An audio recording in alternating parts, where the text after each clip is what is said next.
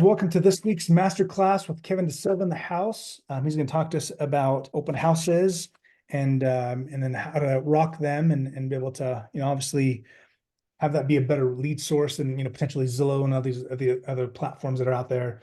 And just mind you guys that, if you guys have any questions, please post them on the chat below, and then we'll get to them as we go through this. And again, all these calls are recorded. They are on our podcast that you can find on Apple Tunes or wherever you go to listen to podcasts.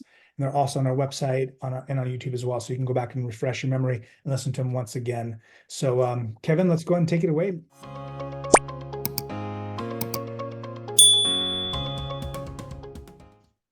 Who here feels that they do well at creating buyer opportunities or even seller opportunities from open houses? Anybody? Maybe. No, Okay, so I guess the general rule and that the general theme I'm picking up is we all feel we could do better, right? Yeah. So I was in the same boat. I mean, I'm 10 years in the program. Today's actually my 10th sober birthday as well. Woot, woot. So I got sober on in the process of getting my real estate license. So they do go online. But for the first, I would say 9 years of open houses, I was decent. Whenever I would, team members would join my team, they would do better at the open houses than I would. I did it mainly as basically as a service to the listing was the way I always looked at it, because I didn't generate any business from it. And I'll actually share about how, just real quick on how this process, I discovered this process by mistake. All right. What had happened was, who here was selling properties during the pandemic? Like, needed pre-approval to see inside the house? Anybody? Okay. Maybe we're all in different states too. So, not every state was the same. But to some level of degree, one party at a time. And as the pandemic eased off in 2021, open houses became a thing in May, June of 2021, at least here in California.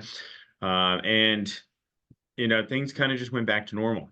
Now, during the pandemic, I didn't generate a lot of business from the open houses then either. What happened was, fast forward 2022, I had a listing and I just had all these conditions put on me. It was tenant occupied and I could only show it 2 days. So I picked 2 weekends.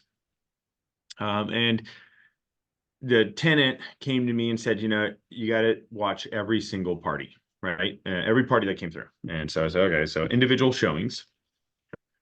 And something crazy happened. Not only did I sell a property from that open house, a different property, but I realized, one, it created a better open house environment. And so my listing sold better. So there's a little tangent part to it. But on the flip side, I started picking up pieces of business from almost every open house I did. All right. And, it's very simple. It's partly on the showing of the house, but it's also the process. Who here already has a lender do an open house with you or your team member? No? Okay. A lot of times it used to be kind of difficult because if I'm not getting a lot of business from it, what makes you think the lender is going to get a lot of business from it, right? Now I have lenders lining up to do open houses with me, and not just with me, but with my team. They prefer our open houses because of this process. I'm going to share my screen. I'm going to give you, all right. So here's how our open houses work. And this is actually a schematic of a house that we currently have on the market. It's kind of an odd house, but we've done open houses there. So 2 parts to this. One, we partner with a lender. Okay. And the aspect there is to keep people entertained at the front door, but lenders actually appreciate it because we only do 1 party at a time. So write down, partner with somebody. I find it's easier to partner with a lender because there's no disparity. Like, there's no conflict of interest with the leads. You know what I mean? Like, if you go every other and your cards just fall wrong that day, kind of sucks. But if you partner with a lender, every lead's yours and every lead's theirs. I mean, it's really easy, right? So we like to partner with a lender, and the lender acts as our door guy or gal. Okay. So number 1, have somebody man the front door. Number 2, they not only does somebody man the front door, they physically sign the people in. This has been, I did this. So from this open house where I had all these conditions on me, I had 2 days to show it. I didn't have any showings in between. The only reason I signed people in myself was because I couldn't have somebody give me the right info and me not read it. So I signed people in, and I've done the electronic signature stuff, and it like the accuracy goes up a little bit, but barely, right? Maybe 10% more. But if you're already getting less than 50%, then maybe you're at 50%. Who here has a problem of people signing in at the open house and you call and it's bad number, bad email, whatever? Maybe. And so, of course, yeah, we've all been there. And every single time something happened, when I signed everybody in, 3/4 of the people answered the phone. It's harder to lie to somebody. I don't know. It's more uncomfortable to lie to somebody to their face. So simply there, I've increased the amount of people I legitimately can talk to by 50%. What happens if I increase my contact accuracy by 50%? Well, I'm going to get more hits, right? More at bats. I get more Kevin, at bats. I get more hits. can I ask two questions? One, are you not allowing them to preview the home without them registering? Correct. And then They sign two, in at the front door. okay, and then two, are you like, what is your, if you were to role play with me, what's that conversation look like? Like, are you offering a bit of value to them to get their information, No, or are you saying, hey, I need you to give me your info so I can let you in? I do the assumptive. I just say, who's signing in today? And I did. Edward Jones taught me this. Whenever you ask somebody for the contact information, look down at the paper with your pen and paper and get ready to write. Right. And that's it. And then what if they're there with their agent? Oh, I have the agent sign in then. I don't, their name, agent's name and number two. Okay. And then Because when these are great questions. Because when I'm calling everybody, I need, agents are out working with a bunch of people. They might forget, so yeah, definitely. So, and if they don't want to sign in, I say, hey, what's your agent's name? And I don't make too much of a, if they just don't want to give me the contact info, I say, hey, all right, just wait here. And I write false info in the space so that if somebody sees my sign-in pad, they don't see that somebody didn't give me info. okay. I'll just put like a letter or an asterisk next to it or something. Okay.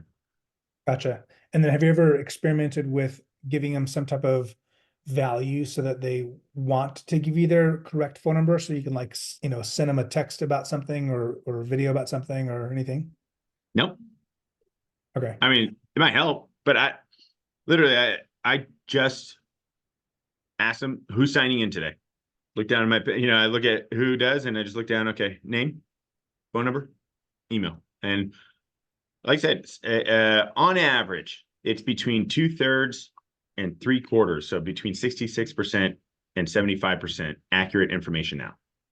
People Yeah. will still lie to you. They'll give you the bad info, or they Yeah. say, "Oh, I only want to give you my email," or "Oh, I only want to give you my phone number." Big deal. So What I've learned, at least from my experience, is that when I'm at the open house and I tell them, hey, you're probably gonna be looking at a lot of houses today, and I would love to be able to send you the video of this home and the listing of this house, so you can reflect, or you can look back at it and watch it again if you'd like to. I would love to be able to send it as a text message. What's your cell phone number? And then yeah.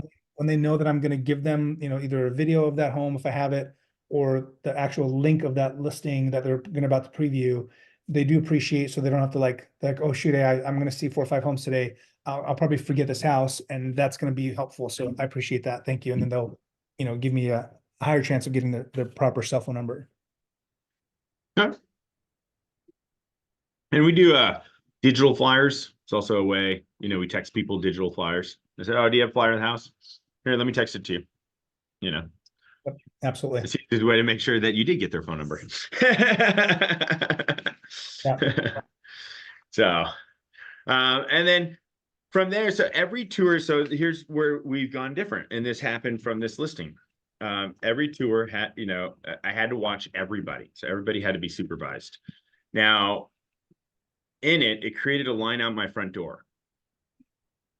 And one thing, it was crazy, but the line made it seem like our open house was better than other people's. And so by doing one party at a time, and if you have a really busy open house, I do 2 parties, right? I try to keep it capped at like 6 people. But anyway, so I do one party at a time, and we just tour through showing off all the different aspects. And I got to say, between getting the right information and being the expert of the home, we stand out so much because I go around to other people's open houses. We don't get a greeting. They just say, oh, hey, take a look around. Let me know if you have any questions. That's all we get. We don't get a spiel about the house. Like we've never seen the house. Right. So, when people come into our open houses, we're the expert of the home, even if it's not our listing. We do this process and I would sell maybe one or, like not one open house person that I met would buy a house from me about once every other year. So not a huge lead pillar for me. In the last 12 months, we've done 6. So just kind of like show you how this is going, right? And it's actually a huge part. It's become a large part of our current, like our active and working buyers are coming from open houses now. Whereas before it was a very small slice of my business. Today it's becoming a large chunk of it. And so we tour people through, showing them off each of the different rooms.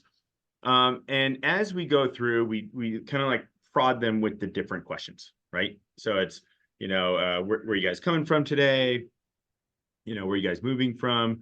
And you just kind of prod them with the different questions. I like to show off the house during the showing.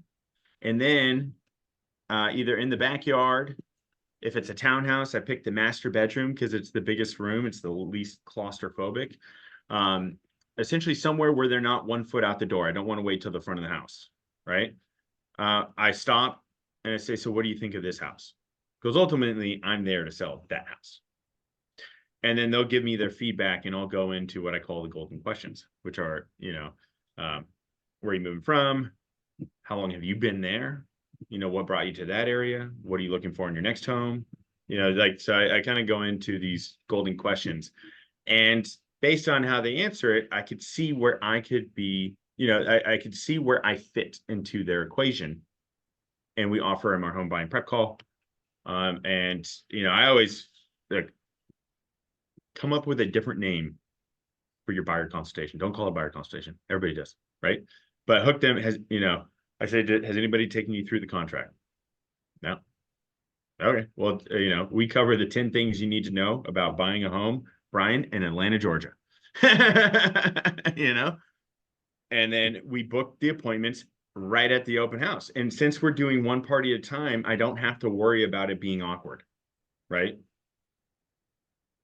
And that's our process in a nutshell. Simple, right? What is like you said that you've had the experience of like being able to do more because you're doing the walkthrough. Is your presentation of how you show the house differ when you're with a listing agent or with a buyer's agent versus if they are by themselves? No, actually, I mean, the questions we ask a little bit, we won't pry into their personal information as much, but no, we show it off just the same way. We take control because a lot of times nowadays, because we're selling a lot more listings, our open houses also are our own listings. So we're there to sell the property first and foremost. Right. But it doesn't matter. Yeah, if they're with an agent, we show it off just the same as if they're without. Okay. You don't want that? You want? And so, Kevin, if you were to walk me through this particular house, it looks like a very weird floor plan. This one's a funky one. It's the only one where I had a yard in the floor plans. Well, there's also like freaking, was it 7, 8 bedrooms? It's a 7-bedroom house and two are split into 2 rooms. That's very peculiar. Yeah. And so like, how are you walking through this with somebody? Because I would imagine that, predicated upon who is walking through the open house, I'm going to tailor the conversation with them so that, it's going to be more of what they're looking for compared to, like just overall talk about how awesome the floor plan is. Yeah. So this is a better example. So this is a more traditional house. Let's go to this one. That one just had, I was pulling up the other one. So we enter the front door a lot of times. So the way I tour the homes is I like for a single family home to do my conversation in the backyard. It's the most open. We've already finished touring the house. And there, when I get too close to the front door, they start to want to leave. So that's the problem that I've run into showing properties, is that if I wait to have the conversation in the front door, they're like, all right, hey, thanks, see you later, bye. All right. Yeah. So the reason I pulled up that one was because it's the only one where I had a floor plan of the yard. But traditionally, this is, the porch, foyer, laundry room, kitchen, dining room, living room, and then your bedrooms are here. There was no access to the back. So I always prioritize in a single family home going to the backyard last. Okay. And then tell us about what you do pre-open house. How are you preparing for that open house in advance? And then talk about what you do after the open house is complete and how you follow Yeah. up with people. Okay. So pre-open house, I mean, we recorded a listing for a video for every listing. But pre-open house, if we haven't, we'll record a video, we'll post it on our social media. It's kind of a fun thing to do, for other people. Also, it's nice to have like a pre-recorded video already set. We'll pre-record a video before the open house, like, kind of like a follow-up greeting, that we send out. But we do prioritize, we don't want to burn the phone number. We actually, after the open house, we always prioritize the phone number, like what the phone call. So first things first is either that evening or the following morning, we just call everybody. And once again, we start off with, and we met at the open house, just wanted to touch base with you and see, like, what did you guys think of it? Is it something you want to move forward with? Right. And when they answer no, I say, oh, why not? Right. The answer to the why not gives you one of the best glimpses into their buying situation that you're ever going to get. So yeah, I mean, it's simple. If we've offered the home buying prep call to them the day before, sometimes people don't follow up, like that. Sometimes they decline it there. We offer it to them again. So what's a home buying prep call? It's just our term of what we call a buyer consultation. It's preparing you to buy your next home. It's simple. And Jesse's asking, are these like full walkthroughs of the property, or are you doing like, what are the videos like? The videos are super simple. Everybody has their own style. Like my style is a full walkthrough, and like a tour. My agents, sometimes they only do a few of the rooms. I like to do the whole thing. So it's whatever you feel the most comfortable with and where you're posting, right? So if you're posting to Instagram, I think you kind of have to keep it under 60 seconds for a reel, under 2 minutes or 3 minutes, whatever the minimum is now or the maximum is now. So it just keep in mind where you're posting it. Okay. I think one of the cool things that when I do open houses heavily, and what we train our team's agents on is that when I look at an open house, I always look at that as an opportunity to take another listing. I care less about the buyer than I do more the seller.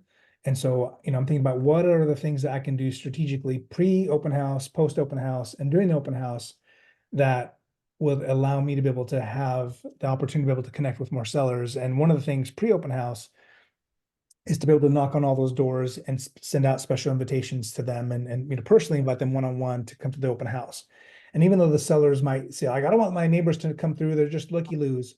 And remind them that I have sold plenty of times where I've had the homeowner next door come see the home. And yes, a part of them is curious about what the house looks like, but then another part of them has a financial, not a financial, but like a motivated vested interest in who their next door neighbor is going to be. And a lot of times I'll be like, hey, I've got a cousin or a buddy at work or whomever, and I'd love them to be my neighbor. And this would be an amazing home for them. And so I've had people where they've come to the open house, they leave the open house, they call their buddy, and then by the tail end of the open house, they come with their buddy to come preview the home, and they've ended up buying the home. I've had that experience several times in my career. So like and obviously my intention again is to get another listing. And so going and talking to all the sellers in the neighborhood or the homeowners in the neighborhood, inviting them to the open house.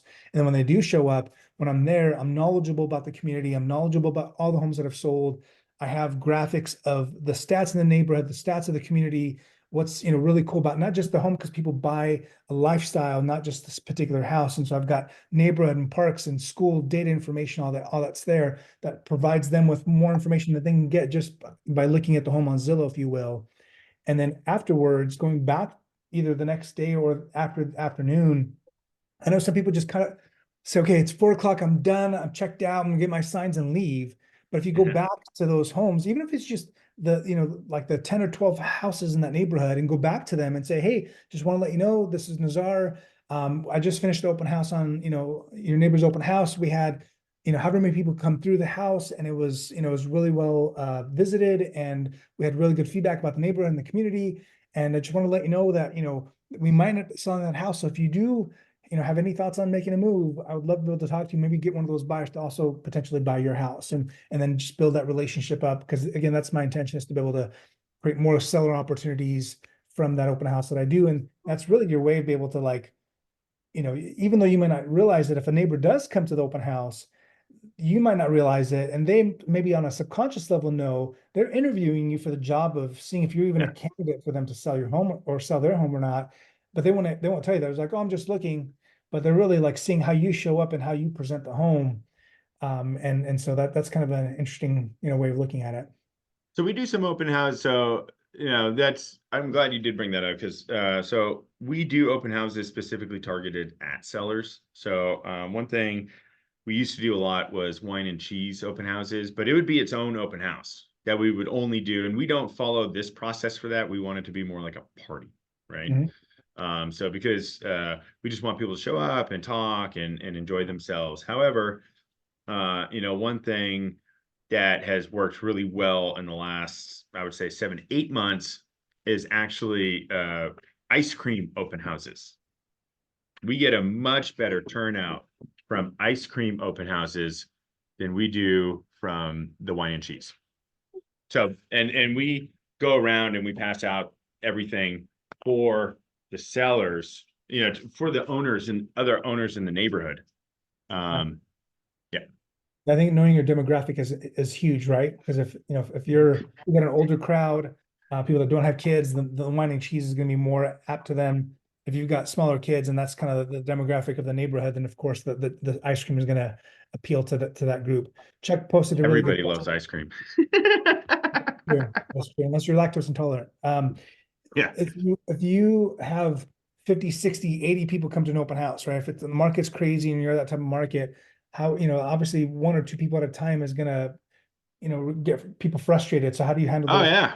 You're Oh, down with people get so frustrated. I mean, especially in the summer, depending on where you're at. I mean, like I had a listing last August in Tarzana, and it was hot.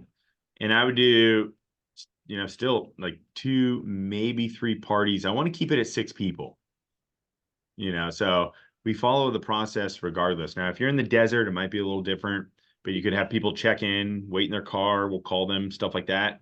Um, we've played around with a few things, especially with that Tarzana, because it's out in the valley in LA. And so it's like above the coastal area of Los Angeles, behind some mountains. And so it gets very hot out there. And so we would, Mana, hey, watch that. Sorry. And so we would allow people to wait in their car, and we call them like, hey, your time's ready, because people came with babies and stuff like that. So, but we still follow it. Like it is instrumental in from what we've discovered in following this process every time, it's instrumental to be the expert at the open house. Because when they walk through all the other open houses and they think, who do I want to work with? Like they're like sellers are interviewing you, but so are buyers, and your behavior at the open house is just as important to them as it is to another person. So it works for both sides. And so they're interviewing you and you're the expert. You show off the home. You sound like you know what you're talking about.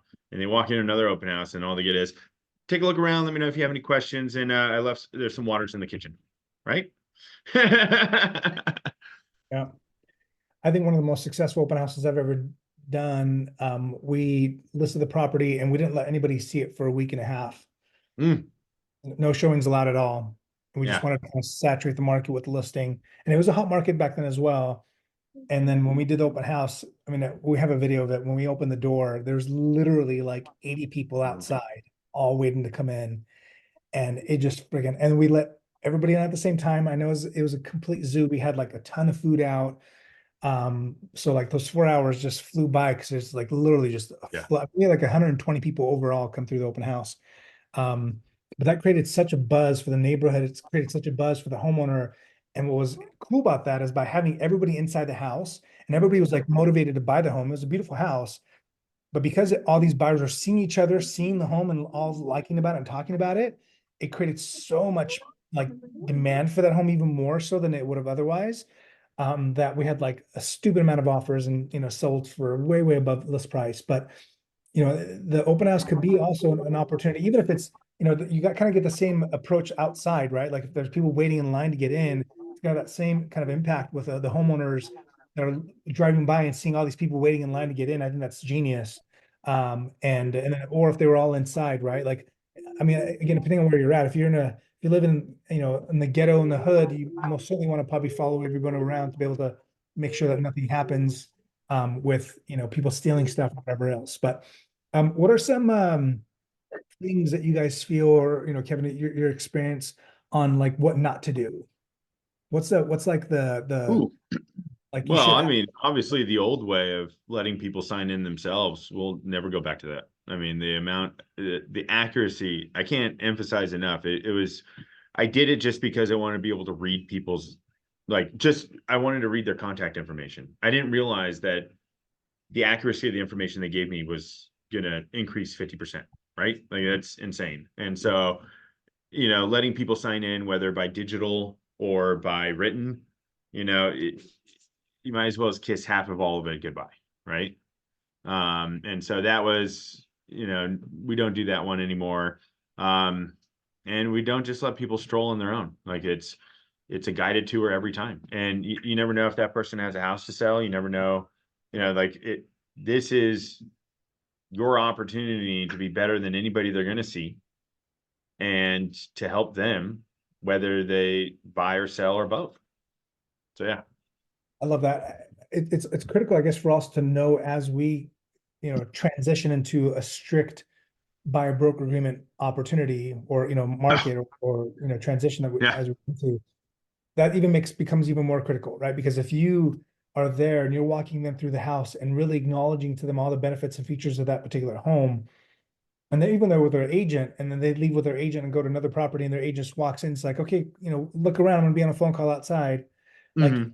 it's gonna set you apart versus someone else that that isn't necessarily really treating that perspective client right. So I love that. I think one thing is obviously get off your damn phone. Um, when you're there and be present, like don't turn on some game or a movie or be checked out on your phone on, scrolling through social media when people walking through the door. Like I think being present is absolutely critical in that environment. And also, like a little, I think pro tip is pay attention to their kids. If they've got their kids with them, like, get down to the level or at least like acknowledge them, give them compliments. I think that like when my kids, when they're complimented or, when someone expresses any interest in my kids at all, even if it's just another name, like it makes, just automatically like puts a little bit of the guard down, right? Because normally like we're like the salesperson that no one wants to talk to. And so if you engage in things that have nothing to do with real estate, but just to be able to get to know them as another human being, it gives you that opportunity to be able to like have them feel more comfortable, more at ease, and be like, okay, yeah, this guy's or this girl's someone I can, have a conversation with and not be really stressed out. And again, another big key is knowing stats and data that they would otherwise never be able to get anywhere else, right? There's so much information on Google, so much information on all the different websites like Zillow. And so if we can help decipher that information for them and put it in ways that they would otherwise not get. One of the cool things that a buddy of mine has done is, he has a map of that particular neighborhood and he has color coded based on when the home sold and how long ago it sold. And he has them like based on, like each house and what the floor plan is. Like he has it all dialed in based on the community that he serves. And that's just so much great content to be able to share with people. So anyway, it's really good. Does anybody else that's here on the call like have any, things that you feel like you've done that have been phenomenal at in doing open houses? Greg, any thoughts? I don't know if you do a lot of open houses or not, but Jesse? One of the things I did during an open house was I went on Instagram and I did an Instagram live.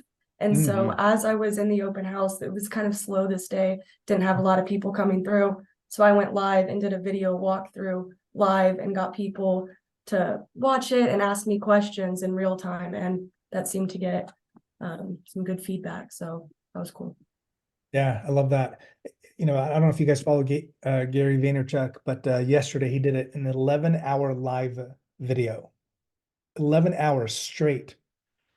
I mean, that guy's an animal. He works he's a machine, but like imagine being live for 11 hours. Now, mind you, he's got millions of followers. And so at any given time, because I went on there a couple times and he had like at a minimum of like 300 to 500, people watching at the same time. And it's really disheartening when you're doing a live video and there's nobody on there, but it doesn't matter, right? Because what's cool about doing live videos, both on TikTok and Instagram, is that it notifies all of your followers that you're doing a live video, right? And if you do a live video that's more than 15, 20 minutes, it's going to let them know that you're live that whole time. And at the very top, as people are looking through stories, they'll see the people that are on live videos will be in the front, will be at the top. And so it gives you a chance to be able to connect with them. And so don't worry about who's there, who's watching you. Even if it's nobody, just have it live and, get your little tripod or whatever and set it there and just talk. And it's okay. Cause you're going to get, even if you get 4 or 5 people to watch you, that's 4 or 5 people, because you'd be ecstatic if 5 or 6 people came to your open house if it's a dead open house. So that's a great tidbit, Jesse. Thanks for that feedback. All right, any other thoughts, questions, tidbits, anything else, Kevin, you'd like to share when it comes to open house and how to make it more profitable? Yeah, if you guys want to share things that you've done that have gotten more sellers to your open house, I mean, that's that's at the end of the day. I rarely took, a number of the 6 in the last 12 months have actually been sellers. So they have or have not? Half. Yeah. 2 of them were sellers. Gotcha. I took 2 listings. And like I said, up until about, 16, 17 months ago, open houses were just like the smallest fraction of my business. And now it's becoming a much bigger part. So yeah, I really do believe that, it goes back to intentionality for me. If you're doing an open house just to check a box, that's all it's going to be for you. If you do an open house with the intention of selling another home, listing another house, then all the things you do, all the things you put out there, all of your energy, right? Like Tom Ferry had this the Team Plus event this the last couple of days, and I went there for a little bit of it, and I remember one of the things that we posted was basically saying like, don't get upset by the results you have because of the lack of work you put into it. Something like that, right? Like, don't expect to get this amazing result when you're not willing to do amazing things. So do amazing things and you'll see amazing results, right? Don't just automatically assume that things are going to be, fall in your lap or you're going to get a handout. Nothing's free in this world. It takes energy. It takes a lot of, like your desire to be able to put in. And sometimes you might be able to do this really like lots of things to make something happen. And that doesn't work out, but you get a lead from something else that you didn't even expect. And so I think that's a lot of the universe just kind of pouring back into you, realizing that you are just hustling, you're putting yourself out there and making it work. So don't be discouraged by that too. So anyway, Kevin, thank you so much for hosting. Thank you this. for having me, Nazar. And it's kind of funny because we can talk about a simple, mundane thing like an open house, but if you really dive deep and really look into how to make it an extra special event, make it memorable, either doing the ice cream socials or doing the cheese and crackers and wine or whatever you feel would be something that people would appreciate. I think those small little tweaks and changes to your business could have a massive impact on how you show up and how you make an impression on somebody. I was talking to a buddy of mine about Easter and doing Easter egg hunts. Like, I've my kids every year have had Easter egg hunts for the last, how long ever long they've been alive. And the ones that are memorable to them are the ones that we went outside the box and did something a little bit different. Right. So like when you go and have the same thing over and over and over again, it just gets monotonous. But if you do something different, something unique, right? It stands out. It makes an impact. It makes an impression on someone's brain. And so, and it doesn't take a huge thing. It could be a small thing, but enough to make an impact. Kevin, you were there in Orlando. I think Greg was there as well. And I've shared the story before, but it's worth mentioning again. When I went to that one restaurant, the steakhouse there, and I thought it was really unique for me. I don't know why it wasn't even a big deal, but they like brought this, box out, and inside the box had these different shaped and different colored knives for my steak. And just give me any basic knife, right? Steak knife. And but they brought out this box and I got to choose which steak knife I wanted. Some are longer, some are shorter, some are thicker, some are skinnier, some were, gold, and some were black and red. Like it had all the different colors, and it was really cool to be able to pick that out. For them, it would have been so much easier for them to be like, here's a black steak knife, go, right? And it would have not been memorable, but they made it special for me. And that's always stuck with me. And I've literally told that story at least several times. So think about how you can stand out from the crowd, how you can show up differently in any circumstance, and most certainly in that open house, how you can make an impression on that buyer, on that potential seller, that's going to make you unique when they think, oh, shoot, you know what? That one guy or that one girl, she did this one thing that was really, really unique and cool. And again, that makes all the difference. So anyway, all right, you guys. Well, thank you so much. I hope this motivates you to be able to be a little bit more intentional with your open houses. Maybe they're doing the strategy that Kevin has of being able to walk people through one at a time and really showcasing that house and showing in its best light. Obviously, he didn't share the obvious things like turning on the lights and making sure that place smells good. And yeah, you got to do that. Opening all the blinds. I saw the video that Jesse posted about her open house and turning all the little lights on, right? Stuff like that. Like all the things that we could all do to be able to make it looked, obviously right, but the going up and above that, like what are the, oh, that's really neat kind of cool things that we can do to be able to make that impression. That's what's going to stick out. So anyway, you guys have an awesome Thursday. Have a wonderful weekend, and we'll catch you next week. All right. Bye, guys.